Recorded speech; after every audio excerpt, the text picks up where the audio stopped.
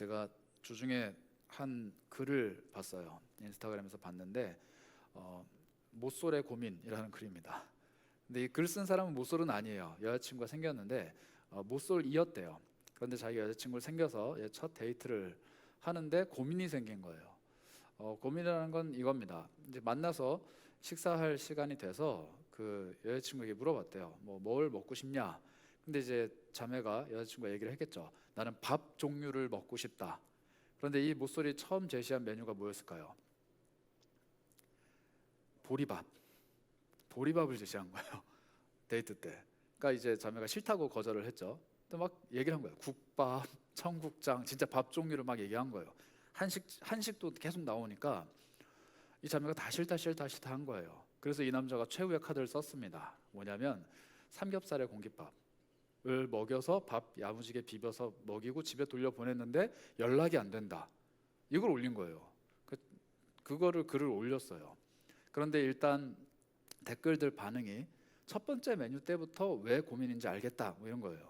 그러니까 보리밥을 1번 메뉴로 제시를 한 것 자체가 이 자매의 언어를 못 읽은 거죠. 차라리 그냥 뭐가 먹고 싶다라고 정해주면 좋겠다라는 댓글들과 왜 그거를 파악 못하냐라는 댓글들이 많았는데 제가 사실 그런 편이었어요. 제가 이 행간에 있는 의미들이나 문맥의 의미들이나 이런 걸 진짜 못 읽는 사람이에요. 제가 언어는 되게 잘합니다. 국어 이런 거, 언어 이런 거 되게 잘해요. 점수도 되게 높은데 대화가 잘 안 돼요. 그러니까 지문으로 보는 거는 잘 이해를 하는데 사람과 사람이 대화하면 저 사람이 도대체 무슨 생각으로 그 얘기를 할까? 이건 잘 맥락을 파악을 못하는 스타일이었어요. 그래서 제가 그런 고민들이 많았는데 저희 아내가 되게 친절하게 설명합니다. 저희 아내는 이렇게 이면에 있는 거를 애둘러 표현하지 않아요. 정확하게 얘기를 해줍니다. 그래야 정확하게 제가 이제 반응을 하니까. 그 요즘 그 뭐죠? 영숙 나오고 막 하는 그 프로그램에서 인기가 있었던 게 이제 인풋이 되니까 아웃풋이 정확하다고 막 그런 표현도 하더라고요. 그러니까 그게 되게 좋은 것 같아요, 저는. 그냥 정확하게 오더를 주면 정확하게 행동할 수 있는 그런 단순한 게 사실 남자고, 사실 이거를 극도로 싫어하는 게 이 여성들이죠. 그래서 그런 책이 있답니다. 저도 안 읽어봤어요. 너무 오래된 책이긴 한데 화성에서 온 남자, 금성에서 온 여자. 제가 이거를 검색을 해봤어요. 도대체 뭔 내용인가? 이게 제목은 제가 오래전부터 알고 있었는데 무슨 내용인지 궁금해서 검색을 해봤더니 화성에서 온 남자와 금성에서 온 여자는 너무 다른데 이들이 둘 중에 한 행성에서 만나면 차라리 나은데 제3의 별인 지구에서 만났다는 거예요. 그러니까 도저히 가까이 할 수 없는 정반합도 안 되는 존재들이다. 이게 결론이에요. 근데 그게 이제 데이트, 연애, 코칭하는 책 중에는 거의 베스트셀러인데 이렇게 다른 남성과 여성이 어떻게 서로의 언어를 읽어갈 수 있는가라는 책이랍니다. 저는 그 책을 읽으면 또 잘 알겠죠. 근데 이제 대면하면은 또 모르겠죠. 이게 바로 이 행간 사이에 숨어 있는, 또 사람과 사람 사이에 숨어 있는 비언어적인 요소들이 막 이렇게 엮여 있는 그런 관계들인데, 놀랍게도 우리가 하나님이랑 그런 관계를 겪을 때가 종종 있어요. 하나님이 A야 라고 딱 말씀하셨는데 이거를 A로 못 받아들이고 B, C, D로 헤아리는 사람들이 꽤 있습니다. 특히 이거 자매들도 그런 경향들이 많은데 형제들도 그런 경향이 많아요. 그런데 여러분들 놀랍게도 종교심이 깊어지면 깊어질수록 양극단으로 치닫아요. 하나님 말씀하신 걸 가지고 계속 되뇌이면서 고민하면서 그 뒤에 있는 이면의 이야기들을 찾아내는 사람이 있고, 또 반대로 하나님이 얘기하신 것은 무조건 지켜야 된다라고 막 몰고 가는 사람이 있어요.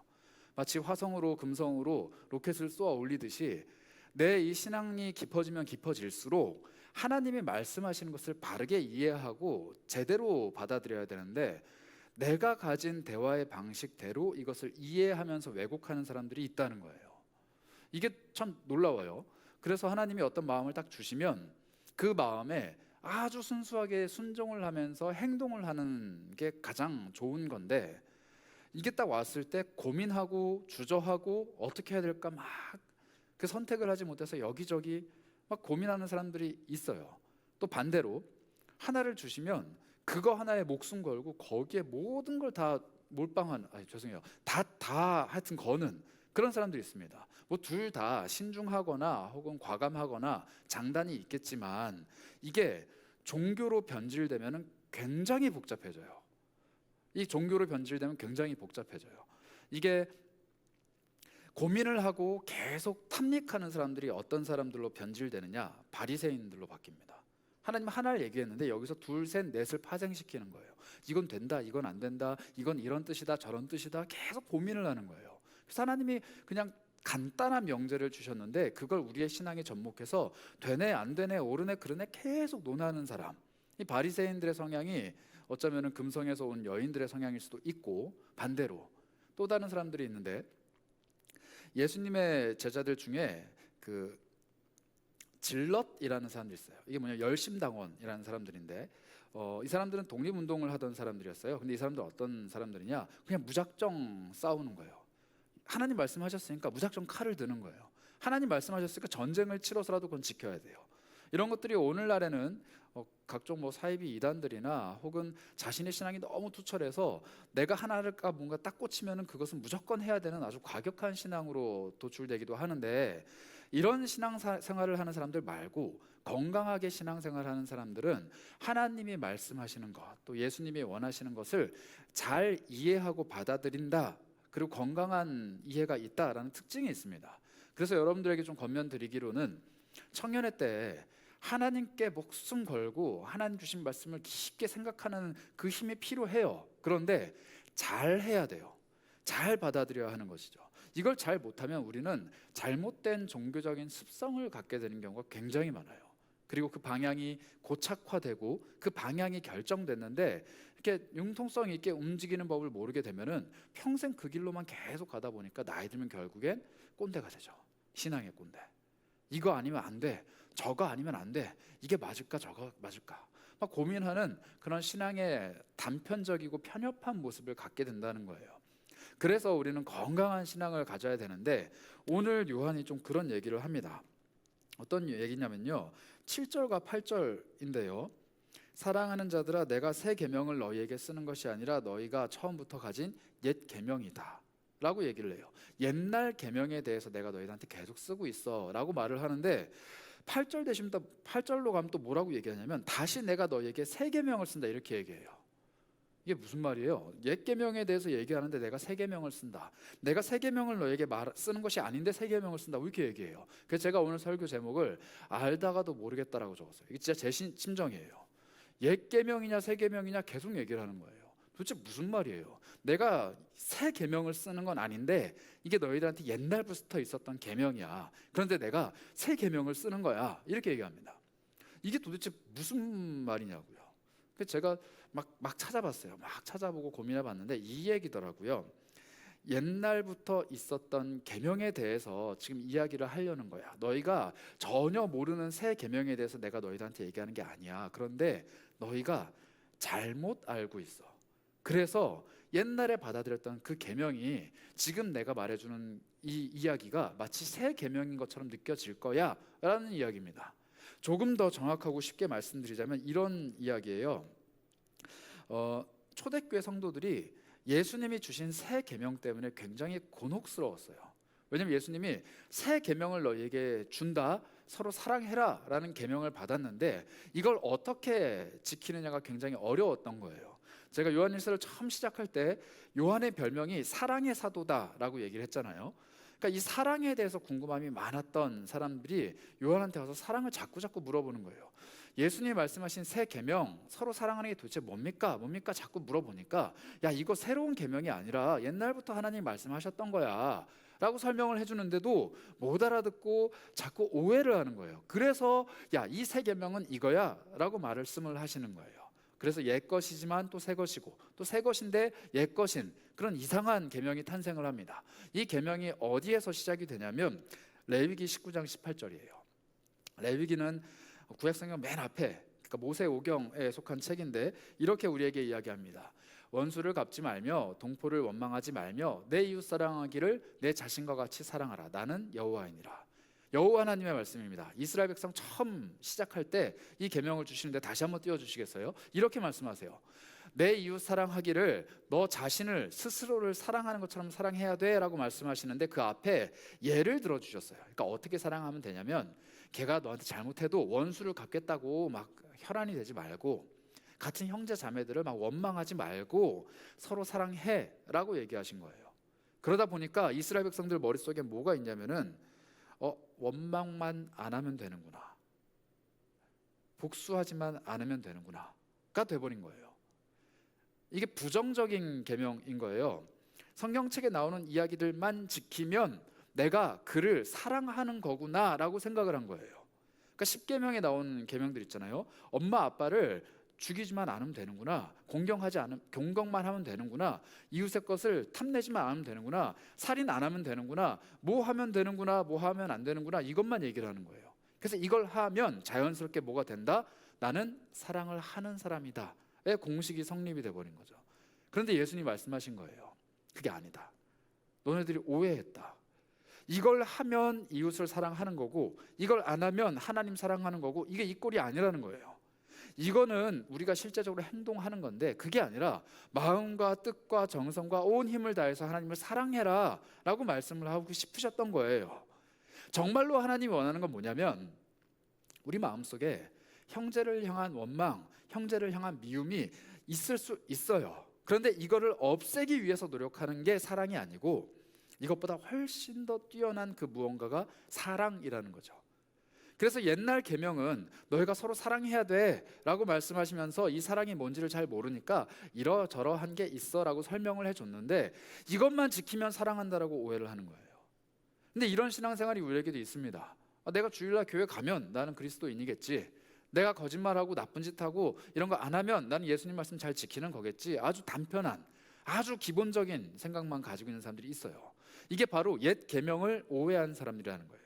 그래서 이런 사람들에게 예수님이 새 계명을 주시는데 그 새 계명은 요한복음 13장에 나옵니다. 34절과 35절인데요. 예수님이 이렇게 말씀하십니다. 새 계명을 너에게 주노니 서로 사랑하라. 내가 너희를 사랑한 것 같이 너희도 서로 사랑하라. 너희가 서로 사랑하면 이로써 모든 사람이 너희가 내 제자인 줄 알리라. 34절을 다시 한번 보겠습니다. 너희가 서로 사랑을 해라 라고 말씀하시는데 전제가 좀 바뀌어요. 내가 너희를 사랑한 것 같이, 형제를 원망하지 말고 원수 갚지 말고 이런 행동들이 아니라 내가 너희를 사랑한 것 같이 사랑하라예요.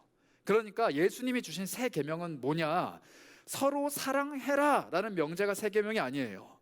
이거는 옛날부터 있던 옛 계명이에요. 예수님이 주신 새 계명은 뭐냐? 이 명제 앞에 전제가 바뀌는 거예요. 내가 너희를 사랑한 것처럼. 우리가 옛 계명을 따르는 사람들은 그런 사람들이에요. 내가 도덕적으로 하나님 앞에서 양심적으로 내 생활과 내 행동이 절제되어 있고 잘못된 방향으로 가지 않으면 하나님을 사랑한다라고 생각하는 게 옛 계명이라는 거예요. 좀 노골적으로 예를 들면 난 술 안 마셔, 담배 안 펴, 주일날 교회 와, 그러니까 난 하나님을 사랑하지. 이게 옛 계명이라는 거예요. 옛날 계명에 빠져 있는 그리스도인들은 이렇게 자기 스스로를 평가해요. 나는 다른 사람이 하는 행동을 하지 않아, 그래서 나는 하나님을 사랑해. 나는 다른 사람들이 하는 행동을 하지 않아, 그래서 나는 그를 사랑해 라고 스스로를 타협하고 스스로를 그 행동 기준에 따라서 판단하는 사람은 옛 계명에 머물러 있는 사람이에요. 그런데 예수님 말씀하세요. 그 옛 계명을 나는 완성시키러 왔다. 내가 너희에게 새 계명을 준다. 내가 너희를 사랑한 것처럼 서로 사랑하는 게 새 계명이다. 그래서 우리는 지금 행동 양식이 완벽하게 바뀌어야 돼요. 우리 그리스도인들에게 요구되는 행동 양식은 뭐냐? 예수님처럼 사랑하는가예요. 물론 예수님이 술, 담배 안 하시고 물론 예수님 나쁜 짓 안 하셨으니까 그렇게 살아가는 삶의 방식은 예수님답게 살아가는 방식인 건 맞아요. 그런데 그렇게 산다고 해서 사랑을 하고 있다라고 말할 수 없다는 거예요. 내가 너희를 사랑한 것처럼 서로 사랑하라고 하셨으니까 예수님이 나를 사랑한 것처럼 나도 예수님을 사랑해야죠. 내가 예수님께 사랑받은 것처럼 나도 예수님을 사랑해야 된다는 거예요. 내가 예수님 앞에서 이런 모습을 갖고 있는데도 불구하고 나를 사랑하셨다. 그럼 나는 나와 동일한 성정, 나와 동일한 성격을 가진 그 사람을 사랑해야만 해요. 그게 바로 예수님이 사랑 기준이라는 거예요. 나는 다혈질이라서 사람들한테 화를 많이 내요. 그러면 다혈질인 사람을 사랑해야 돼요. 그런데 우린 그걸 못해요. 자기 성격이랑 비슷한 사람을 만나면 극도로 부딪히죠. 나는 뒤에서 남 말하는 것 때문에 나 스스로도 고민이 많은데 그런 나를 용서를 해주셨다면 나의 이야기를 하고 다니는 그 사람을 용서해야 되는 거예요. 나는 누군가에게 가시와 같은 행동을 많이 하는 사람이라면 그런 가시에 돋친 행동을 하는 사람을 사랑해야 돼요. 내가 부모님께 사랑을 받았다라면 나는 부모님을 사랑해야 되는 거예요. 이게 예수님이 나에게 주신 사랑의 공식이라는 거죠. 그런데 우리는 이 공식은 자꾸 없애고 내 행동을 가지고 당위성을 자꾸 찾아요. 나는 이렇게 하니까, 나는 저렇게 하니까, 난 이걸 지키고 저건 안 하니까, 그래서 나는 괜찮은 사람이라고 스스로를 위로하는 거죠. 근데 예수님이 말씀하십니다. 내가 너희를 사랑한 것처럼 서로 사랑하면 너희는 단순한 그리스도인이 아니라 제자가 되는 거다. 세상 사람들이 너희가 제자인 줄을 알리라, 이렇게 얘기합니다. 여러분들께 질문 드려볼게요.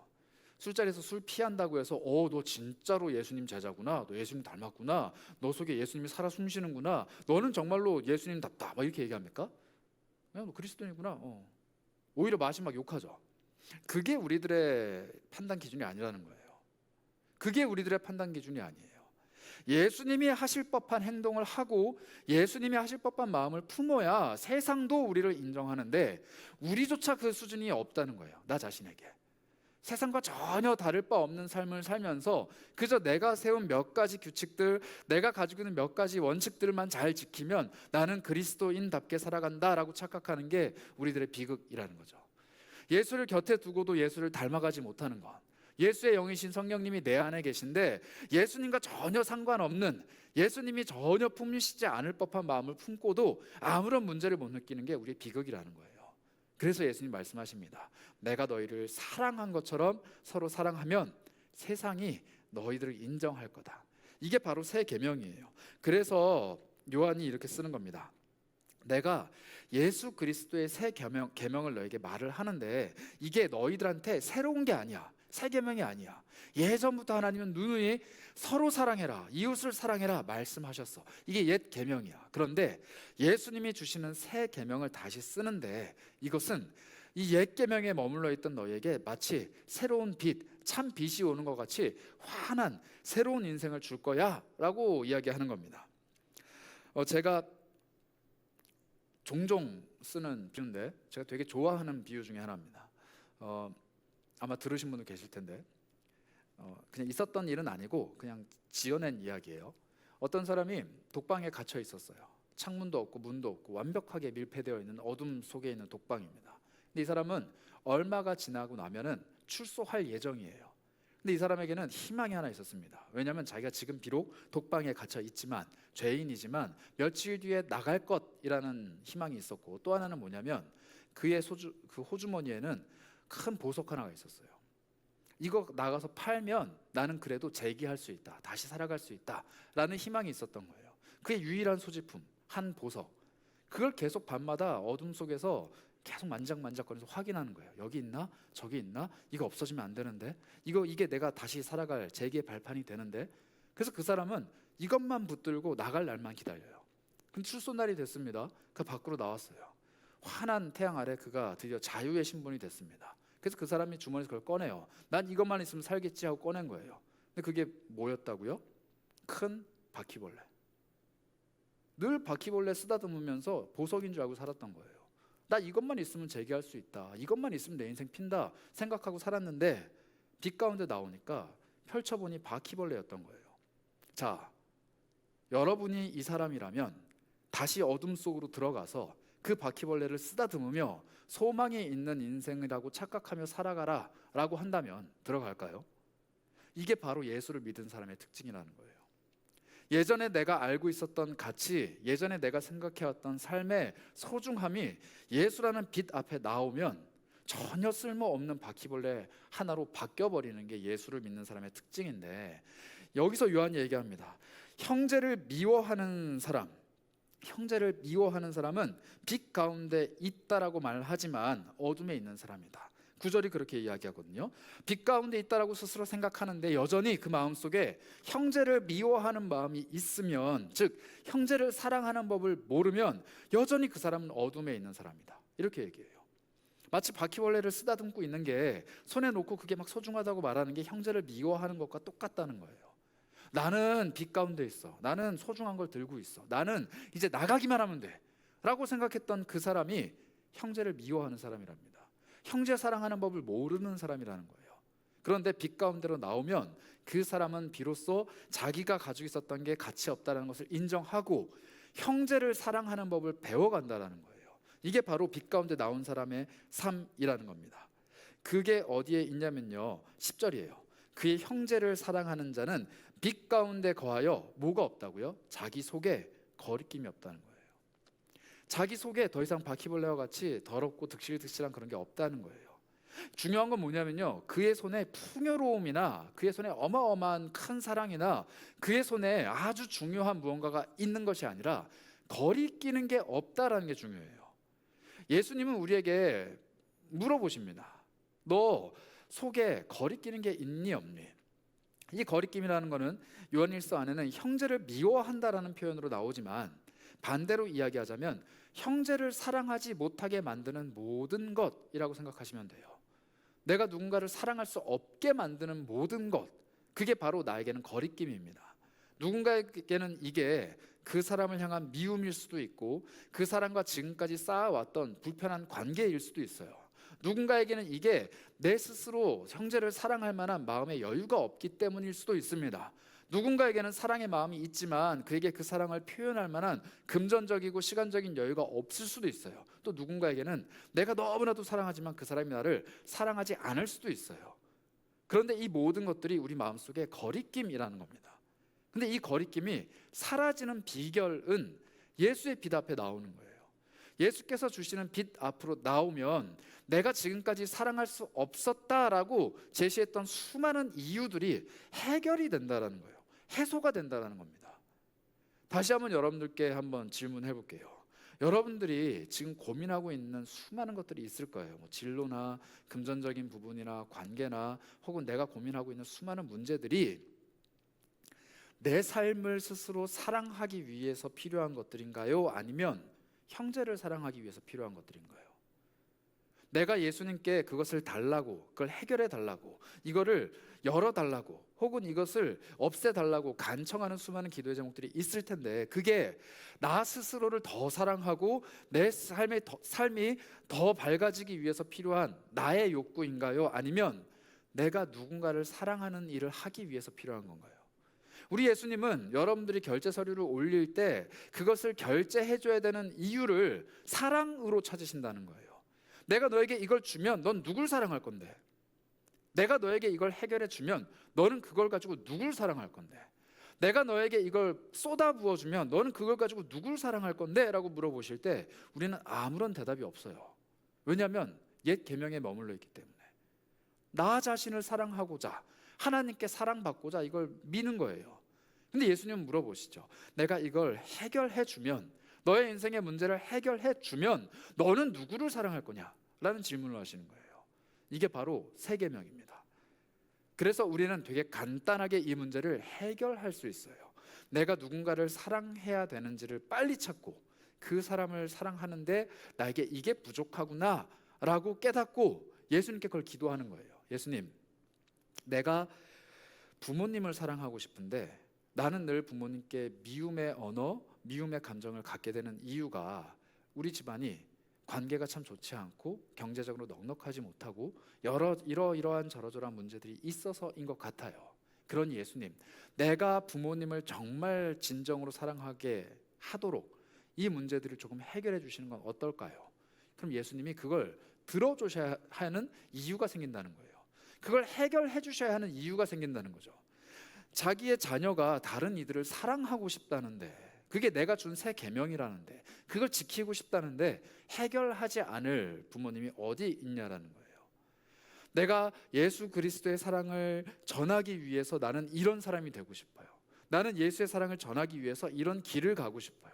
나는 예수의 사랑을 위해서 이런 것들을 하고 싶습니다. 나에게 이 길을 열어주세요 라고 했을 때 예수님이 들어주셔야 되는 당위성이 생긴다는 거죠. 본인이 우리에게 사랑하도록 요구하셨으니까.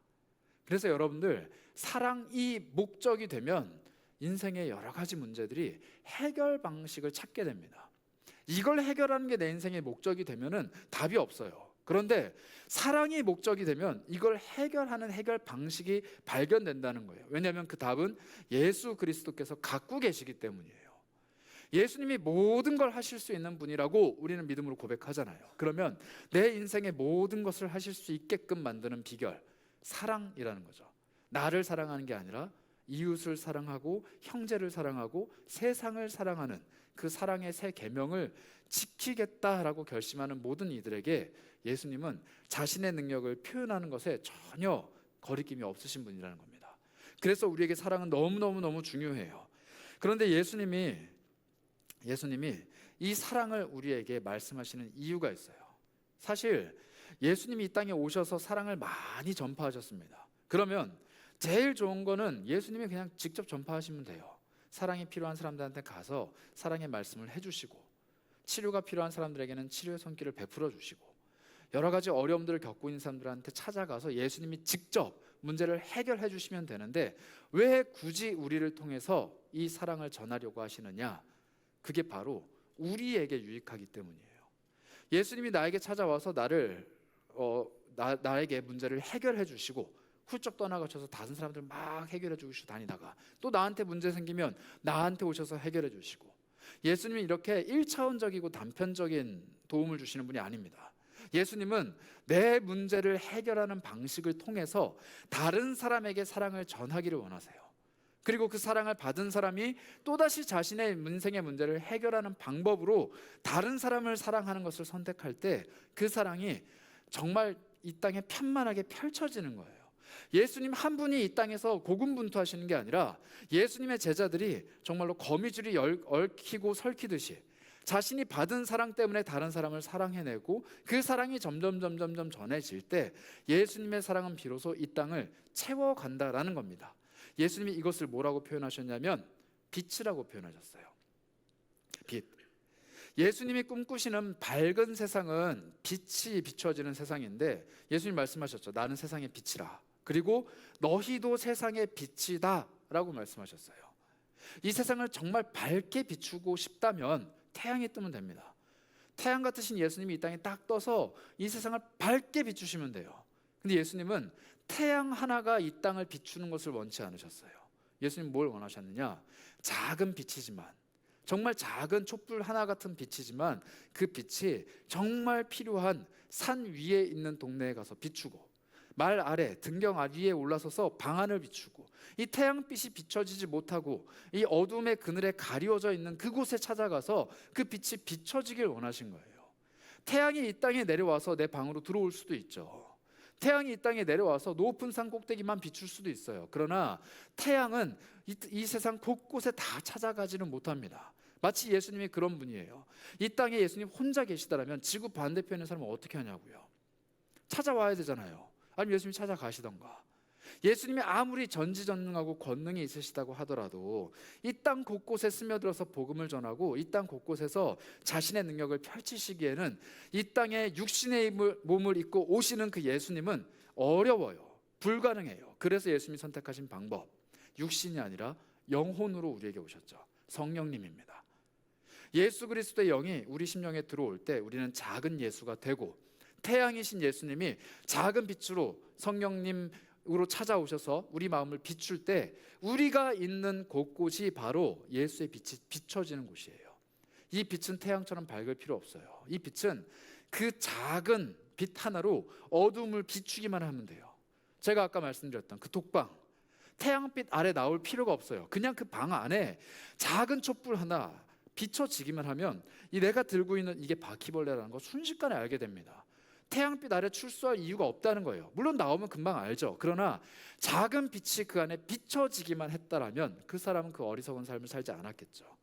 예수님 우리한테 말씀하시는 거예요. 너가 서 있는 그곳에, 너가 속해 있는 그곳에 어두움이 있다면 내가 가지고 있는 작은 빛을 그곳에 비춰주지 않겠느냐. 할 수 있는 작은 일을 하면 거기서 그 사람들이 예수라는 빛을 조금씩 발견하게 된다라는 겁니다. 그래서 예수 그리스도를 믿는 사람들에 대해서 무디라는 굉장히 유명한 목사님이 이렇게 말씀을 하셨어요. 당신과 나는 사람들이 읽는 유일한 성경입니다. 당신과 나, 우리 모두는 사람들이 읽어내는 유일한 성경이래요. 이 성경책은 태양과도 같은 것이에요. 이 성경책 읽으면 예수님에 대해서 알 수 있어요. 구원을 얻을 수 있습니다. 그러나 어둠 속에 있는 사람들이 이 성경책을 펼쳐보기는 쉽지 않아요. 그래서 우리를 보내시는 거예요. 이 성경책 가지고 가서 이걸 읽으세요. 이걸 읽고 예수 믿으세요. 이걸 읽고 천국 가세요 라고 얘기하는 게 아니라 내 삶을 통해서 성경을 보여주는 겁니다. 내 삶을 통해서 예수님을 보여주는 거죠. 내 삶을 통해서 빛을 비추는 거예요. 예수님은 이 불편한 방식을 선택하셨지만 이게 가장 효과적이고 그리고 이게 가장 나에게 유익합니다. 내가 예수를 쫓아가는 것이 예수를 닮아가는 비결이기 때문이에요.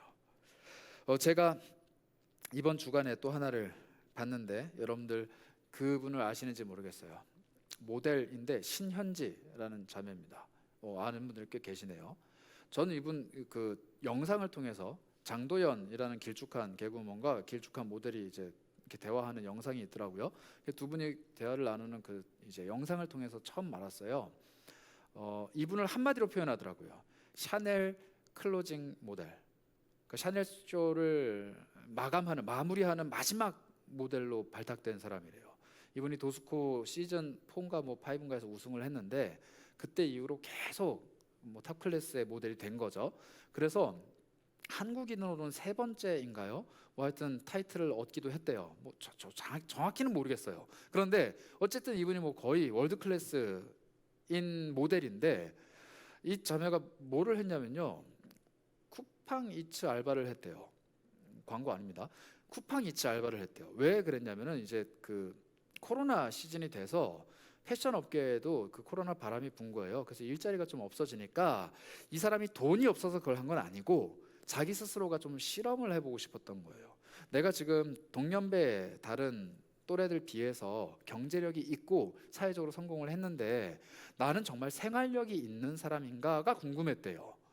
자기는 모델인데 모델로서의 생명이 끝났을 때 나는 내 제2의 제 삶의 삶을 개척할 수 있는 생활력이 있는 사람인가 이게 궁금했대요. 그래서 그 사람이 쿠팡이츠 알바를 시작을 했습니다. 그래서 배달을 막 진짜 간 거예요. 그리고 진짜로 갖다 주고 사진 찍어서 인증하고 그걸 다 했대요. 그래서 돈을 막 이렇게 벌었는데 뭐 며칠 한 게 아니라 4달을 했답니다. 그리고 거기서 이제 번 금액들도 막 이렇게 상세하게 얘기하면서 그 경험을 나누더라고요. 물론 댓글들이 좀 안 좋은 뭐 댓글들이 달렸어요. 그 해서 한 70만 원에서 80만 원 정도를 본인 스스로가 벌어봤는데 그 뭐 모델이 이제 여유가 있으니까 그때 사용했던 자전거가 거의 한 400 몇십만 원짜리 자전거를 썼대요. 그래서 막 욕하더라고요.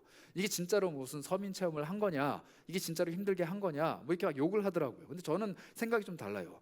이 사람은 이 배달 업계에 종사하는 사람들의 삶을 체험하고 싶었던 게 아니라 나에게 생활력이 있는가를 체험하고 싶었던 거잖아요. 자기가 선택할 수 있는 걸 선택을 하고 실제로 실험을 한 거예요. 그래서 많은 사람들이 정말로 그 사람을 극찬하고 있어요. 왜냐하면 그 사람이 가지고 있는 지위는 세계 정상급의 모델이에요. 근데 그 사람이 자신의 인생을 실험하고자 누구도 선택하지 않는 일들을 선택하는 거죠. 자신과 같은 레벨에 있는 사람들이 선택하지 않는 삶. 물론 우리 같은 평범한 소시민들은 이 삶을 많이 선택해요. 그러나 그녀가 갖고 있는 삶의 위치에서는 선택하지 않는 삶이라는 거예요. 이게 바로 그리스도인들의 삶입니다. 예수님은 본인이 가지고 계신 위치에서 선택할 수 없는 선택을 하셨어요. 이 땅에 오시고 죽으시는 것. 이게 나를 위해서 주신 사랑이거든요. 내가 너희를 사랑한 것처럼 이라고 말할 때는 예수님이 선택하지 않아도 되는 아주 낮은 곳으로 오셔서 선택하셨던 그 선택이 담겨 있습니다. 그것처럼 너희도 서로 사랑해라 라고 할 때는 우리가 선택하지 않아도 되는 삶이라는 것이 전제로 깔려요. 그래서 예수님이 우리를 자꾸 어두운 곳으로 보내시는 거예요. 여러분들의 삶이 자꾸 어두운 곳으로 슬금슬금 기어들어 갈 때, 내 삶이 자꾸 어두운 곳으로 가는 것 같을 때 여러분들은 박수를 치면서 즐거워하셔야 돼요. 왜냐하면 여러분들 속에 빛이 있다라는 것을 예수님이 확신하시기 때문에 그곳으로 보내는 거예요. 취직해서 좋은 데인 줄 알았더니 엉망진창이에요. 사람들도 정말 다들 정신 나간 것 같고 너무 힘들고 언제 나가나 이 고민만 하고 있어요. 그러면 기뻐하셔야 돼요. 왜냐하면 그곳에 어둠이 가득하기 때문에 여러분이 한 작은 빛을 그곳에 비추고자 예수님이 지금 보내신 거라는 거예요. 그럼 그곳에서 어떤 빛을 비춰내야 할지 그때부터 시작되는 겁니다. 내가 지금 걸어가고 있는 길이 너무 어두워서 도피하고 싶을 때 여러분들은 밝은 빛을 내진 못할지라도 내 속에 있는 빛을 끄집어내야 된다는 거예요. 그리고 밝혀야 된다는 거예요. 이 사람과의 관계, 혹은 이 공동체, 혹은 이러한 무리들, 혹은 이러한 시간들, 이런 상황들이 너무 어두워서 견딜 수가 없을 때 내 속에 있는 빛을 끄집어내서 그곳을 비추라고 나를 거기에 두셨다는 거예요. 저 높은 곳에서 태양처럼, 아니 사실 태양보다 훨씬 더 빛나시는 예수님이 어둡고 어두운 이 땅에 빛으로 오셨대요. 그리고 그 예수님이 나를 빛으로 부르셨대요. 그리고 내 속에 빛이라는 것을 작게나마 심어 놓으셨대요. 그 빛이 내 안에서 끄집어내지기만 하면 세상을 밝게 비추진 않더라도 그 사람들이 빛이 무엇인지는 알게 된다는 거죠. 이게 바로 그리스도인들이 밝히는 빛입니다. 그래서 그리스도의 나라는 그토록 어두워요. 예수님의 나라는 밝고 영광스럽고 찬란하게 빛나는 빛이 있는 곳이 아니라 어두운 곳에서 자그마하게 빛나는 그 빛 하나 때문에 거기서 시작돼서 거기서 펼쳐지는 게 예수 그리스도의 나라예요. 여러분들 착각하시면 안 돼요. 예수 그리스도가 머리가 되시고 예수님의 몸이 모여있는 교회는 찬란하게 빛나는 영광이 가득한 곳이지만 우리가 살아가는 세상 속에서 펼쳐지는 하나님의 나라는 그런 영광이 가득한 곳이 아니라 어두움 속에서 작게나마 빛나고 위태롭게 빛나고 있는 그 빛들이 모여서 이루는 나라라는 거예요. 그래서 예수님이 우리에게 늘 뭐라고 말씀하시느냐? 두려워하지 마라. 내가 너와 함께한다. 약해지지 마라. 내가 너에게 힘을 준다. 너희가 약할 때 내가 강합니다 라고 말씀하시는 거예요. 강하신 예수님이 나와 함께 있지만 세상이 너무 어둡기 때문에, 그 사람의 마음속에 너무 큰 어둠이 있기 때문에, 그 공간과 그 상황 속이 너무 칠 것 같은 어둠이 있기 때문에 나를 보내셨어요. 그리고 예수님이 염려되기 때문에 내 마음속에 빛을 넣어주시죠. 그리고 그 빛이 빛날 때 예수님이 그토록 기뻐하시는 거예요. 너무나도 어두웠던 그곳에 내가 나를 대신해서 빛을 밝혀줬구나. 내가 이 빛이 꺼지지 않도록 너를 도와주고 힘주고 너에게 능력도 주고 살아갈 수 있는 모든 것들을 내가 채워줄게. 그래서 예수님 우리에게 말씀하셨잖아요. 너희는 너희 쓸 것을 다 하나님께 맡겨라. 그가 더 잘 아신다. 너희는 그의 나라와 그의 의를 구하라. 우리 마음속에 예수 그리스도가 빛나기를 구하기만 하면 돼요. 내 삶이 너무 어려울 때는 예수가 내 안에 살아있기를 구하기만 하면 돼요. 그것을 구하고 살아계신 예수님의 빛을 세상 속에서 펼쳐 보이기 위해서 애쓸 때 예수님이 나에게 필요한 모든 힘을 베풀어 주신다고 합니다. 이게 바로 우리가 세상 속에서 밝히 빛날 수 있는 힘이에요. 어둠이 없는 길이기 때문에 우리를 보내십니다. 어둠이 없는 공간이기 때문에 우리를 보내세요. 어둠 때문에 우리를 그곳에서 빛나게 하시고 어둠 속에 살고 있는 사람들이기 때문에 우리를 그곳에 그 사람 곁에 두신답니다. 어둡기 때문에 그리스도인들을 거기에 두시는 거예요. 세상이 너무 어둡기 때문에 작은 빛이지만 빛을 낼 수 있는 그리스도인들을 거기에 두시는 거예요. 그래서 여러분, 어둠 속에 혼자 내팽개쳐져 있다라고 생각이 들 때는 뛸 듯이 기뻐하시면서 내 속에 빛나고 계신 예수님을 빨리 찾으셨으면 좋겠어요. 그리고 그분과 함께 빛나기 시작하면 내가 있는 그곳이 바로 빛이 있는 그곳이 됩니다. 예수님은 이 일을 위해서 세상에 오셨어요. 너무 어둡고 너무 혼탁한 그곳에 예수가 오셨습니다. 예수 그리스도는 이 세상에 밝은 빛으로 오셨어요. 그리고 그 빛을 우리에게 나누어 주셨죠. 우리가 각자의 자리에서 조금씩 빛나기 시작하면 그 빛이 모이고 모여서 결국에는 밝은 빛을 만들어냅니다. 여러분들, 태양이 오늘따라 엄청나게 밝게 빛나는구나 라고 하면서 태양을 사진 찍는 사람은 없어요. 그런데 작은 빛들이 모여서 장관을 이루는 야경은 사람들이 찍습니다. 작은 불빛들이 모여서 야경을 이루면 사람들이 사진을 찍어요. 똑같아요. 예수님이 아무리 밝게 빛나신다고 하더라도 지구 반대편에 있는, 밤에 있는 어두운 사람들은 이 태양을 못 봐요. 그런데 이 태양빛을 품고 있는 우리가 어둠 속에 찾아가서 밝히 빛을 내기 시작하면 그 그리스도인들이 이루는 야경이 세상이 봤을 때 정말 하나님이 살아계시구나, 예수 그리스도께서 보셨을 때도 너무나도 아름다운 장관이구나 라고 말씀하시는 하나님의 나라가 된다는 겁니다. 그래서 여러분들 세상 속에서 빛을 내는 일에 최선 다하셨으면 좋겠습니다. 그리고 작은 빛이라고 실망하지 않으셔도 좋아요. 왜냐하면 그 빛이 누군가에게는 생명을 주는 빛이기 때문이에요. 내가 정말 잘하고 있나? 나는 지금 이 어둡고 참 막막하고 아무것도 없는 내 삶 속에서 예수 그리스도의 빛을 잘 비추고 있는 건가? 고민하지 않으셔도 돼요. 내가 무엇을 하든지 내 속에는 빛이 있습니다. 내가 아무리 예수 앞에서 제대로 못 빛낸다라고 자책한다고 하더라도 예수의 선하신 불길은 내 속에 무조건 있어요. 그게 바로 성령님이에요. 그리고 그분이 나를 통해 조금씩 세상 가운데 스며들어 가십니다. 그리고 언젠가는 나도 밝게 빛나는 그리스도의 자랑스러운 제자가 되어 있겠죠. 그러나 그 시작은 늘 작은 불길부터 시작합니다. 그래서 오늘 다시 한번 여러분들의 마음의 불길을, 여러분들 속에 있는 작은 빛을 시작하시는 게 좋을 것 같아요. 이제 벌써 10월입니다. 올 한 해가 10월, 11월, 12월 3개월밖에 안 남았어요. 12월이 되면 세상에 밝은 빛으로 오신 예수님이 다시 이 땅에 오심을 고대하며 또 예전에 오셨던 그 예수님을 추억하며 우리는 성탄절을 맞이합니다. 예수님이 그냥 오신 게 아니잖아요. 세상의 빛으로 오셨어요. 그리고 2000년이 넘는 시간 동안 모든 사람들에게 요구하십니다. 세상 속에서 빛나라. 그리고 수많은 그리스도인들이 지금도 곳곳에서 자신의 빛을 비추고 있어요. 우리도 그 빛의 대열, 그 촛불의 행렬에 동참했으면 좋겠어요. 내가 내는 작은 빛이 예수 그리스도라는 밝은 빛을 세상 속에 드러내는 사람이 될 수 있다라는 그 희망을 품고 여러분들 삶 속에서 빛나셨으면 좋겠습니다. 우리 한번 기도할까요? 하나님, 내 삶에 주신 이 큰 빛을 내가 감히 다 표현할 수는 없지만 내 삶을 통해 작게나마 펼치는 이 빛이 예수 그리스도라는 그 큰 빛으로 사람들을 이끌고 가는, 그리고 이 작은 빛이 어두운 세상 속에서 유일하지만 강력한 희망이 될 수 있는 그런 사람으로 나를 쓰셨으면 좋겠습니다. 나를 어두운 곳에 두셨더라도 내가 빛나기만 한다면, 나를 정말 힘든 곳에 두셨을지라도 내가 제대로 빛나기만 한다면 예수께서 나를 쓰시는 것이고 나를 통해 세상이 예수를 알게 된다는 그 사실 하나를 꼭 기억하고 빛나는 것을 포기하지 않겠습니다. 빛을 내는 일을 멀리하지 않겠습니다. 우리 그런 마음으로 여러분들의 삶을 두고 한번 기도하면 어떨까요? 우리 잠시 기도하도록 하겠습니다.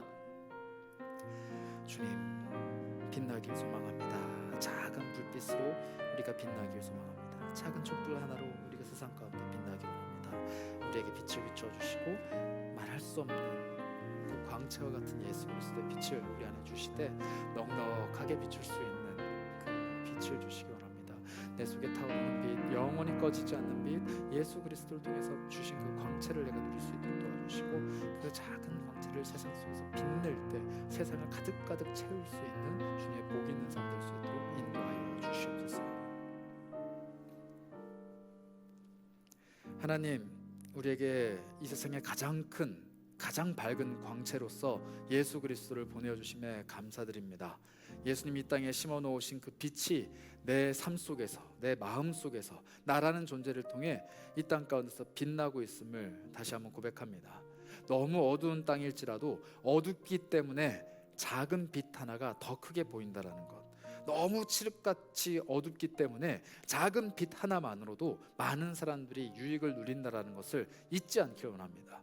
내가 너무 힘겨운 곳에 있을 때, 내가 너무 어려운 상황을 마주할 때, 내가 극복해낼 수 없는 어둠이라고 느껴질 때 내 속에 살아계신 예수 그리스도의 그 밝게 빛나는 광채의 능력이, 성령님이 주시는 삶을 살아갈 수 있는 힘이 나에게 능력이 되어주시고 내가 빛날 수 있는 연료가 되어주시고 나의 빛을 영원히 꺼지지 않게 하시는 주님이 소명이 되게 하셔서 정말로 밝게 빛나는 예수 그리스도를 세상 가운데 보여줄 수 있는 주님의 사람들 되게 하여 주시옵소서. 너무 어두운 곳에 나를 두셨지만 그런 나를 안타깝고 긍휼하게 여기시고 귀하다 말씀해 주시고 늘 나를 빛으로 채워주시는 주님께 찬양을 올려드립니다. 내가 더 어두운 곳으로 가는 것을 주저하지 않게 하시고 내가 더 힘들고 더 척박하고 더 나쁜 곳으로 걸어가는 것을 주저하지 않게 하시고 주님과 함께 동행하기 때문에 그곳 가운데서도 밝히 빛날 수 있다라는 믿음의 확신을 가지게 해 주옵소서. 우리 앞에 펼쳐질 수많은 길들이 어두운 길이라 할지라도 주님이 계시다면 나는 빛날 수 있습니다. 주님의 밝은 빛을 날마다 사모하며 그 빛 가운데 거하는 하나님의 사람 되게 하여 주옵소서. 우리 주 예수 그리스도의 이름으로 기도합니다. 아멘. 우리 말씀 기억하시면서 우리의 신앙의 고백을 담아 함께 찬양하도록 하겠습니다. 예수 우리들의 밝은 빛, 은혜와 긍휼을 베푸시는 주, 그의 길을 따라가는 주의 자녀들에게 항상 밝은 빛을 비추시네. 그는 구원의 주 하나님, 그는 구원의 주 하나님, 공의로 세상을 다스리시네. 주를 경외하는 자들에게 부어주시는 놀라운 주님의 영광. 고백합시다. 하늘에서 찬란하게 빛나는 주의 영광. 이 땅에 오셨네. 어둠을 밝히고 새 생명 주시네. 영원히 빛나는 나의 예수님,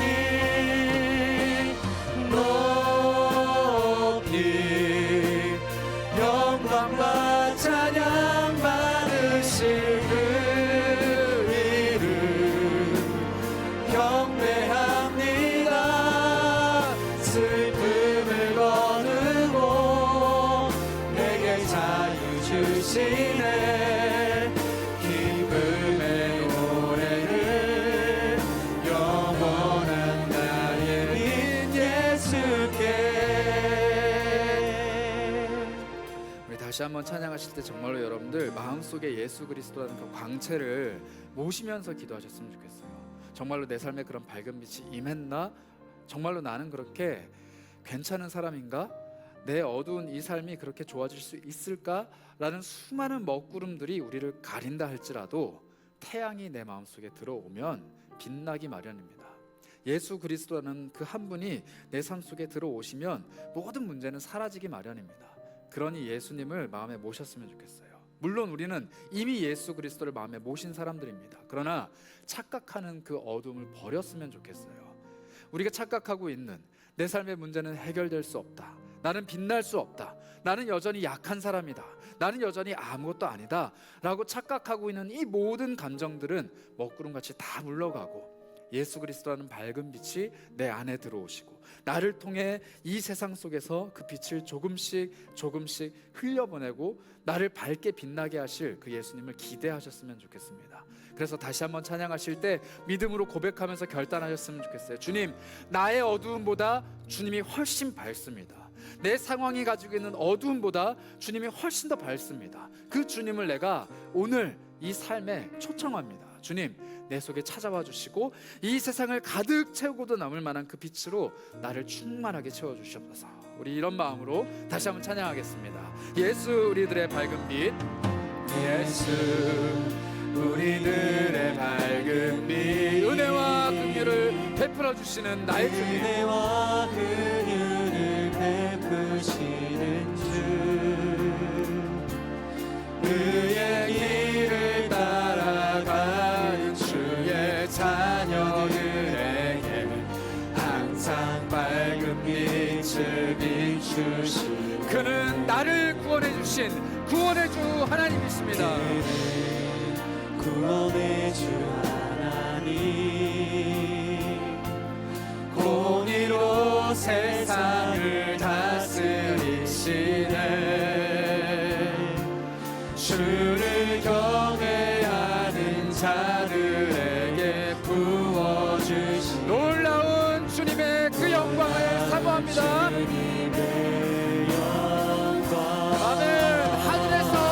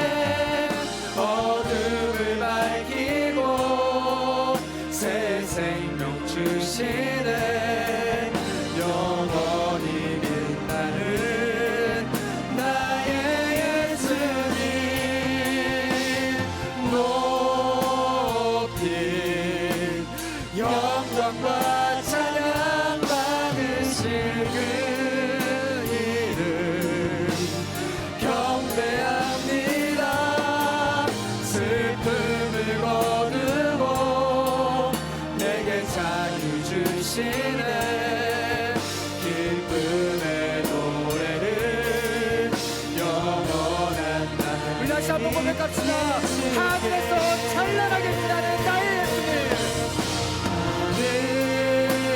하늘에서 찬란하게 빛나는 주의 영광 이 땅에 오셨네. 어둠을 밝히고 새 생명 주시네. 영원히 빛나는 나의 예수님. 아멘. 높이 우리 주님의 높이 영광과 찬양을 받으실 주님이십니다. 영광과 찬양 받으시 그 이름 경배합니다. 슬픔을 거두고 내게 자유 주시네. 기쁨의 노래를 영원한 나의 힘 예수께. 여러분, 우리 한번 기도하면서 선포하셨으면 좋겠어요. 주님, 나의 슬픔은, 나의 어두움은 주님의 밝은 광채에 비하면 아무것도 아닙니다. 이 땅에 오늘도 주님은 밝은 빛으로 찾아오셔서 눈물 짓고 있는 누군가의 눈물을 닦아주시고, 문제를 겪고 있는 누군가의 아픔을 해결해 주시고, 이 땅에는 수많은 어려움들을 극복해낼 수 있는 능력을 베푸시는데, 내가 그 자리에 있기 원합니다. 내 삶이 그런 삶 되기 원합니다. 내가 가지고 있는 어두움과 슬픔은 다 사라지고 온전히 빛나는 주님의 광채가 내 삶에 가득히 넘쳐 흐르는 놀라운 역사가 오늘 내 삶에 있기 원합니다.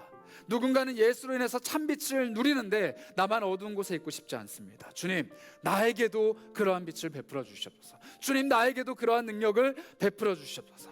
우리 그런 마음으로 함께 여러분들의 삶을 두고 선포하며 주님께 간절히 기도하며 간구하도록 하겠습니다. 주여, 간절히 소망합니다. 우리 삶에 있는 수많은 어려움들과 수많은 어둠들과 수많은 눈물의 아픔들을 주께서 해결해 주시길 소망합니다. 주님이 이 땅 가운데 밝은 빛을 오셨고 내 삶에 주님의 손길이 닿을 수만 있다면 내 삶에도 주님의 밝은 빛이 정말로 찾아올 텐데, 주여, 나에게 찾아와 주시고 내 삶의 문제를 해결해 주시고 나에게 있는 수많은 어둠들을 극복해낼 수 있는 기회와 힘과 능력을 베풀어 주셔서, 주여, 언제까지 나를 어둠 가운데 두시겠습니까? 언제까지 나는 어둠 속에 살면서 문제없다라고 이야기하겠습니까? 왜 나는 어둠 속에서 손을 거두며 살아가는 그 인생을 아무 문제없다라고 이야기하겠습니까? 주여, 내 마음속에 형제를 사랑할 수 없게 만드는 수많은 어둠들이 있는데 왜 나는 그것을 극복하지 못하고, 왜 나는 그것을 해결하지 못하고 나는 늘 그저 그렇게 아픈 사람, 어두운 사람으로 살아가겠습니까? 주님, 나에게 찾아오셔서 형제를 사랑할 수 있는 능력과 힘을 불어주시고 그 모든 문제들을 해결할 수 있는 해결책들을 베풀어 주옵소서. 나도 주와 함께 사용되어지길 원합니다. 나도 주님께 쓰임받기를 원합니다. 주여, 나를 사용하시고 내 인생의 밝은 빛으로 찾아와 주셨소서. 주께서 베풀어 주시는 은혜, 주님께서 베풀어 주시는 밝은 빛이 우리 인생 가운데 찾아와 주시고 해결해 주시고 주님의 모든 손길들로 우리를 밝게 비추게 하여 주셨소서. 다시 한번 기도하실 때는 여러분들의 내면의 어둠을 그대로 두게 만드는 그 이유에 대해서 한번 기도하셨으면 좋겠어요. 왜 나는 어둠 속에서 더듬더듬 이것저것 더듬고 살아가는 그 삶을 문제가 없다라고 느낄까요? 성경은 그 어두움을 형제를 미워하는 사람이라고 표현합니다. 밝은 빛으로 나아가는 건 형제를 사랑하는 거죠. 그런데 나는 왜 형제를 사랑하고 예수께 받은 사랑을 세상 가운데 흘려보내는 그 삶을 살지 않으면서도 왜 문제를 못 느낄까요? 나는 왜 여전히 어둠 속에 있으면서도 그게 잘못됐다고 못 느낄까요? 해결책은 간단합니다. 빛을 한 번만이라도 보기만 하면 돼요. 예수 그리스도의 그 사랑을 한 번만이라도 다시 경험하면 됩니다. 그래서 오늘 기도하셨으면 좋겠어요. 주님, 나에게 필요한 건 예수 그리스도의 사랑입니다. 내가 너희를 사랑한 것처럼 너희도 서로 사랑하라 말씀하셨으니 내가 오늘 다시 한번 예수의 사랑을 마음에 받기 원합니다. 예수님의 그 사랑을 내가 누리기 원합니다. 나를 위해 모든 것 다 내어주신 예수 그리스도께서 나를 사랑한다 하시는데 내가 그 사랑만 있으면 못할 게 뭐가 있을까요? 주님, 나에게 필요한 것은 이 세상에 빛으로 오신 그 예수님이 나를 사랑한다라고 말씀해 주시는 그 한마디, 나에게 주시는 그 사랑 하나면 충분합니다. 주님, 그래서 내 인생에 이 어두운 내 마음속에 다시 한번 사랑의 빛을 비춰주시옵소서. 우리 그런 마음으로 주님의 사랑을 간구하시면서 함께 기도하도록 하겠습니다. 기도합니다. 주여, 내 인생 속에 주의 사랑을 간구합니다. 내 삶 속에, 내 심령 속에, 내 마음 속에 예수의 사랑을 간구합니다. 예수의 사랑 없이 살아가는 것을 익숙치 않게 하여 주시고, 그 사랑을 흘려보내는 것에 넉넉하게 하여 주시고, 그 사랑을 다시 한번 오늘 내 삶 속에 부어 넣어 주시고, 불어 넣어 주시고, 쏟아내 주셔서 예수를 사랑하는 것이 가장 큰 행복이고 만족이라는 것을 알게 하여 주시옵소서. 그 사랑을 흘려보내는 삶이 얼마나 넉넉한 삶인지, 얼마나 행복한 삶인지, 사랑할 수 없는 그 사람을 사랑하도록 만들기 위해서 내 마음속에 사랑을 샘솟게 하시는 그 능력이 얼마나 기쁜 것인지를 내가 알게 원합니다. 예수로 인해 기뻐할 수 있도록 도와주시고, 예수로 인해서 밝게 빛날 수 있도록 도와주시고, 예수로 인해서 내 마음속에 사랑이 넘쳐날 수 있도록 인도해 주셔서 그 사랑을 아는 것이 나의 큰 기쁨입니다. 그 빛을 받아들이는 것이 나에게 가장 큰 힘입니다. 그 사랑을 전하고 그 빛을 밝게 드러내는 것이 나의 가장 큰 기쁨입니다. 그것을 위해 내 삶을 주님께 드리오니 내 마음, 내 심령, 내 삶 위에 주의 사랑과 밝은 빛을 베풀어 주셔서 주여 문제를 느끼게 하여 주시고, 잘못된 것을 깨닫게 하여 주시되 해결책을 반드시 구하게 하여 주시고, 내 인생의 모든 해결의 이유이자 근원이자 모든 해결의 방식이 되어 주시는 예수를 붙잡기 원합니다. 그 다른 어떤 것으로도 해결할 수 없는 나의 삶의 문제를 예수 그리스도의 사랑의 빛으로 해결하게 하여 주시고, 그 어떤 것으로도 극복할 수 없는 사랑의 문제를 예수로 인해서 극복해낼 수 있도록 나에게 힘을 더하여 주시면서 나를 인도하여 주시옵소서.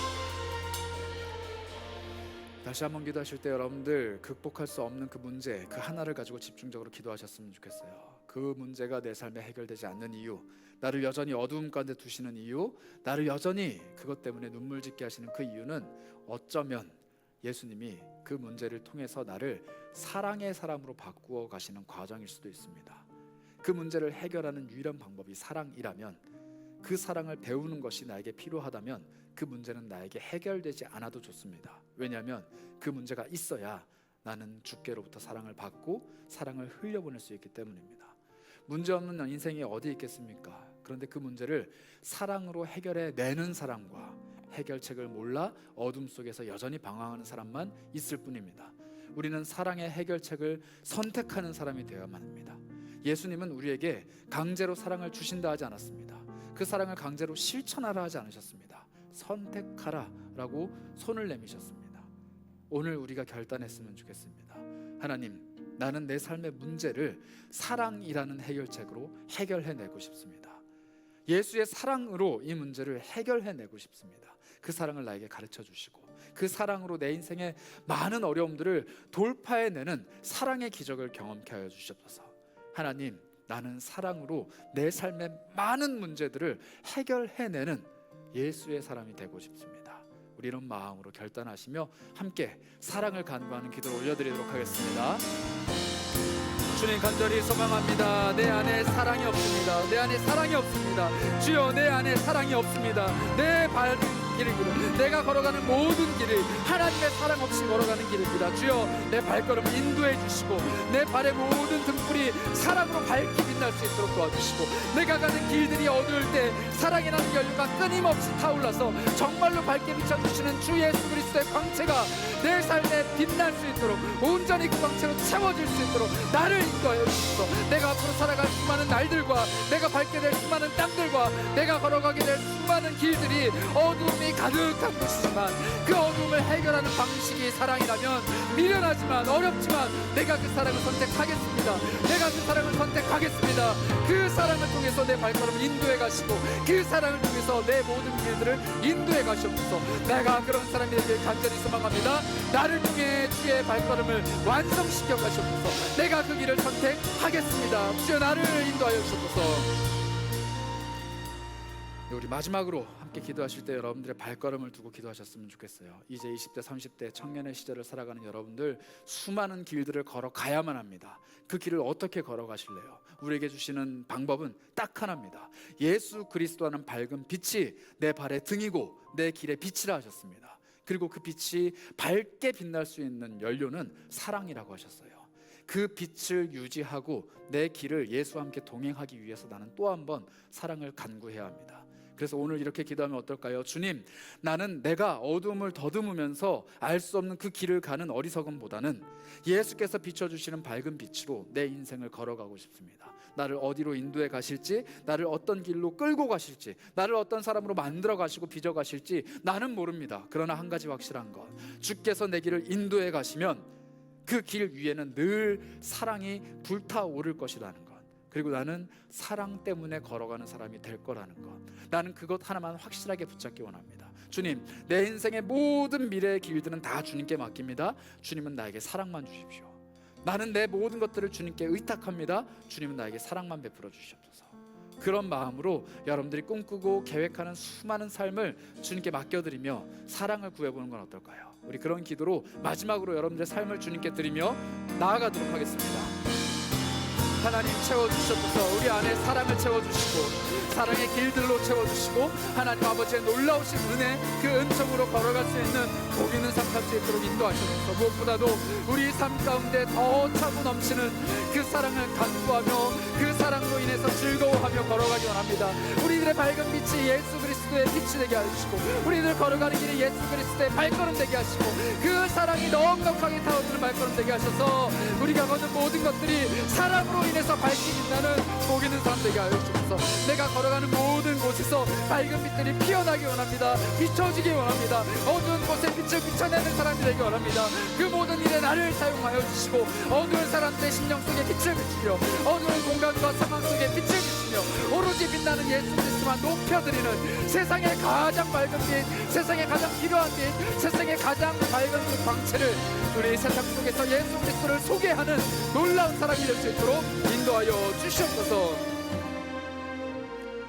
주님 감사합니다. 나라는 작은 사람의 삶을 통해서, 그리고 내가 걸어가는 짧은 이 보폭을 통해서, 그러나 내 속에 살아계신 예수 그리스도의 밝은 빛을 통해서 세상 가운데 주님의 빛을 비춰주시겠다니 참 감사합니다.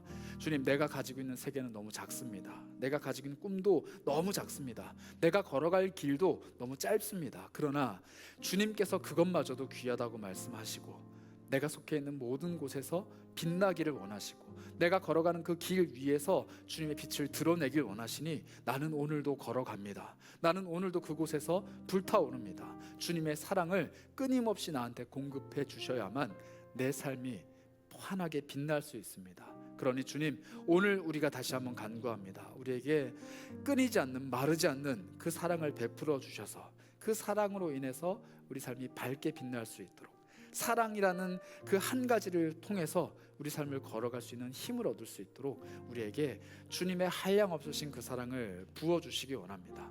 그 사랑의 사람들이 모여 우리 세계로 영가족 공동체를 이루고 있습니다. 주님, 이 공동체 안에 주의 사랑이 더욱더 많이 드러나게 하시고 우리가 서로 함께 마주오며 이야기할 때 늘 사랑의 언어가 오가게 하시고 우리가 함께 사역할 때 그 사역 위에 사랑의 기름 부으심이 넘치게 하여 주시고 우리가 함께 청년의 시기를 걸어갈 때 우리의 발걸음 위에 사랑으로 밝게 빛나는 주님의 빛들이 이 세상 곳곳에서 펼쳐질 수 있도록 우리를 사용하여 주시옵소서. 우리가 이루고 있는 주의 나라와 주의 꿈들과 주의 빛들이 먼 훗날 예수 그리스도의 가장 찬란한 아름다운 영광으로 밝게 빛나는 것을 우리가 꿈꿉니다. 우리를 통해 홀로 영광 받아주시고 밝게 빛나 주시옵소서. 우리에게 사랑이라는 끊임없는 빛을 베풀어 주시는 우리 구주 예수 그리스도의 이름으로 기도합니다. 아멘. 여러분 함께 찬양하시면서 이 밝게 빛나는 예수 그리스도를 더 기쁘게 고백하도록 하겠습니다.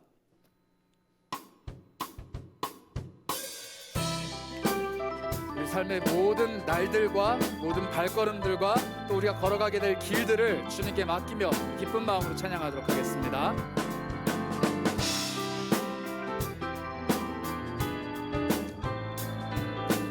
나는 정말로 그렇게 빛나겠습니다. 결단하면서 찬양할까요? 어두운 날 다 지나고 어두운 날 다 지나고 그가 빛을 발하리 쓰러져 가는 우리 영혼 주가 붙잡아 주시니 우리는 쉬지 않으리 이 길에 끝이 있으니 한 걸음 한 걸음 우리 다시 한번 고백합시다. 어두운 날 다 지나가고 어두운 날 다 지나고 그가 빛을 발하리 쓰러져 가는 우리 영혼 주가 붙잡아 주시니 우리 쉬지 않으니 이 길에 끝이 있으니 한 걸음 한 걸음 빛 대신 주님과 함께 걸어가겠습니다.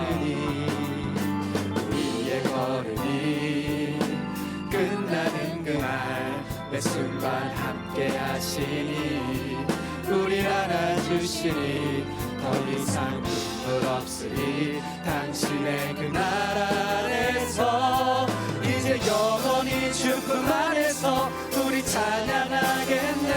고백합시다. 우리 가는 이 길이 우리 가는 이 길 세상이 미련하다 해도 우리는 주가 보여주신 그 한 소망이 있으니 어둠의 조각조차 그곳에 발들이지 못해 당신의 나라에 우리 영원히 거하네. 우리 다시 한번 기쁨의 고백을 담아 찬양합니다. 우리의 삶의 어두운 날이 다 지나가고 주님만 밝게 빛날 것입니다.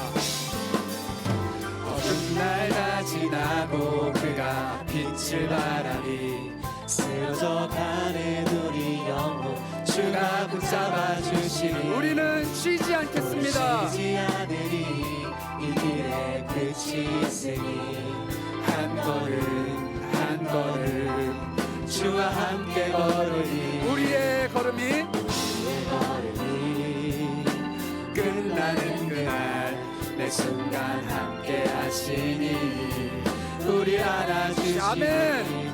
더 이상 눈물 없으니 당신의 그 나라 안에서 이젠 영원히 주님 안에서 우리 찬양하겠네. 아멘. 주님을 높여드립시다. 우리 가는 이 길 세상이 미련하다 해도 우리는 주가 보여주신 그 한 소망이 있으니 어둠의 조각조차 그곳에 발들이지 못해 당신의 나라에 우리 영원히 우리 가는 이 길 세상이 미련하다 해도 우리는 주가 보여주신 그 한 소망이 있으니 어둠의 조각조차 그곳에 발들이지 못해 당신의 나라에 우리 다시 한번 당신의 나라에 당신의 나라에 우리 마지막으로 당신의 나라에 우리 영원히 거할 것입니다. 우리 영원히 거하네. 할렐루야. 우리 하나님께 정말로 영광의 박수를 올려드릴 그날을 기대하셨으면 좋겠어요. 그래서 마지막으로 우리 한번 주님께 기도했으면 좋겠습니다. 주님, 나는 더 이상 어두움에 패배하는 사람이 아니고 내 삶에 찾아오는 슬픔 때문에 눈물 흘리는 사람이 아니고 나는 더 이상 내 삶에 드리워진 어둠 때문에 주님을 바라보지 못하는 사람이 아니고 밝은 빛으로 찾아오시는 주님과 함께 걸어가는 사람이 되고 싶습니다. 오늘부터 펼쳐질 나의 삶은 빛 가운데 거하는 삶입니다. 나는 주님과 함께 동행하는 사람입니다. 나는 그 빛을 마음에 품은 사람입니다. 그것을 잊지 않고 기쁨으로 걸어가고 싶습니다. 주님, 내 삶이 아무리 힘겨울지라도 주님이 더 크십니다. 내 삶이 아무리 어두울지라도 주님이 더 환하게 빛나십니다. 내 삶이 아무리 척박할지라도 주님은 풍요로우십니다. 우리 주님을 고백하며 여러분들의 삶을 결단하며 마지막으로 한번 기도하도록 하겠습니다. 기도합니다. 주님 감사합니다. 우리 삶 가운데 주님의 온전하신 빛을 비춰주시고 주님과 함께 동행할 수 있는 힘을 베풀어주시고 주님과 함께 걸어갈 수 있는 능력 베풀어주시고 주님과 함께 걸어갈 수 있는 수많은 일들을 베풀어주시니 감사합니다. 주님과 함께 걸어가는 것이 나의 힘입니다. 주님과 함께 동행하는 것이 나의 능력입니다. 내 삶의 어둠을 물리쳐낼 수 있는 빛 대신 광채 대신 주님이 나의 모든 것 되어주십니다. 주님, 내 삶은 더 이상 힘들지 않습니다.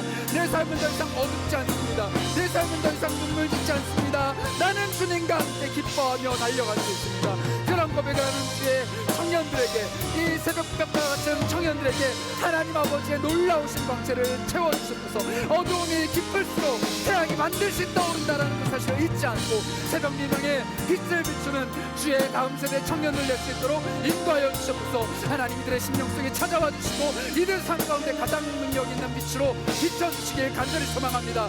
주여 함께하여 주시옵소서. 주님, 우리가 살아가는 삶이 참 어둡습니다. 마치 가장 깊은 새벽 그 길을 걸어가는 것처럼 우리 삶이 참 어둡습니다. 그러나 주님, 새벽이 어두울수록 태양이 떠오르는 그 시간이 점점 더 다가온다라는 것을 잊지 않게 하여 주시고, 그 어두운 새벽을 비추는 작은 불빛 하나가 이 세상을 환하게 빛나게 하시는 그 주님을 고대하게 하고 드러내게 한다는 그 사실 또한 잊지 않기를 원합니다. 우리를 어두운 곳에 두신 이유, 우리가 가는 그 길이 어두운 그 이유, 세상 사람들은 어둠 속에서 손을 더듬으며 자신만의 방식들로 그 어둠을 해결해 보려 하지만 주님이 주시는 유일한 방법, 사랑의 불빛으로 그것을 비추라 하시니 우리는 세상이 선택하지 않는 그 미련한 길을 선택하겠습니다. 주님, 사랑으로 모든 것을 이겨낼 수 있도록, 정말 주님께 사랑받는 자답게 사랑하는 사람들로 살아갈 수 있도록 우리의 길을 보호하시고 사랑으로 채워주시기 원합니다. 주님, 우리는 서로 알지 못하지만 여기 모여있는 이 예배자들의 삶 속에 수많은 어려움의 문제가 있을 줄 압니다. 수많은 어두움이 있을 줄 압니다. 눈물이 있을 줄 압니다. 주님, 그 눈의 눈물을 닦아주시고 그 어려움들을 해결하여 주시고 그 어둠을 물리쳐 주시고 밝게 빛나는 주님의 영광이 이들의 삶을 통해 세상 가운데 펼쳐지기를 축복합니다. 주님, 우리들의 삶이 어두울수록 더 밝은 주님이 필요합니다. 우리의 삶의 눈물이 가득할수록 기쁨이 되어주시는 주님이 필요합니다. 그러니 주님, 한 사람도 빠짐없이 주님과 함께 동행하는 삶, 주님으로 인해 충만한 삶, 주님이 해결해 주시는, 극복해내시는, 인도해 가시는 그 삶을 살아갈 수 있도록 주께서 늘 동행하시고 힘을 더하여 주시옵소서. 밝은 빛을 내기를 결단하며 삶 가운데로 돌아갑니다. 우리의 발걸음을 주께서 비춰주시는 밝은 빛으로 채워주시고 주님의 빛 가운데 걸어가는 사람들 될 수 있도록 우리에게 한량없는 은혜를 덧입혀 주옵소서. 우리 주 예수 그리스도의 이름으로 기도합니다. 아멘. 지금은 이 세상의 빛으로 오신 우리 구주 예수 그리스도의 한이 없으신 사랑과 그 빛을 우리에게 비추어 주시고 우리에게 밝은 광채로 다가오시는 우리 하나님의 크신 은혜와, 그리고 날마다 작은 빛이지만 그 빛이 꺼지지 않도록 우리를 돌아보시는 성령님의 교통하심이 이제는 세상 가운데 빛으로 빛나기를 소망하며 자신의 삶을 비추기로 소망하며 돌아가는 고개 숙인 사랑하는 모든 형제 자매들 머리 위에 지금부터 영원까지 함께 있을지어다.